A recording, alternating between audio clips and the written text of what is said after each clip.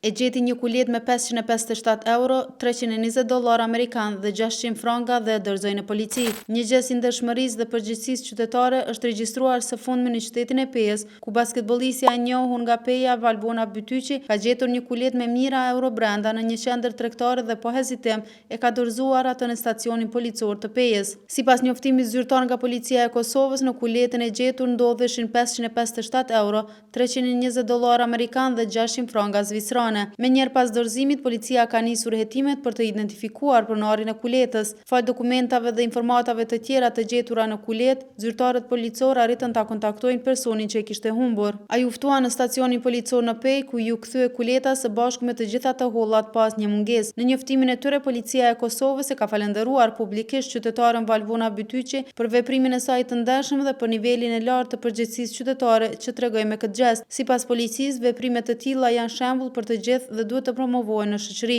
Ky veprim është një dëshmi e qartë se ndershmëria dhe përgjegjësia qytetare janë ende vlera të gjalla në shoqërinë tonë. Falenderojmë qytetaren për bashkëpunimin dhe integritetin e treguar, thuhet ndër të tjerat në komunikatën e policisë. Ky rast është pritur me shumë pozitivitet dhe nga qytetarët në rrjetet sociale, ku shumë prej tyre kanë lavdëruar Valbonën jo vetëm për kontributin e saj në sport, por edhe për shembullin moral që dha në këtë situatë.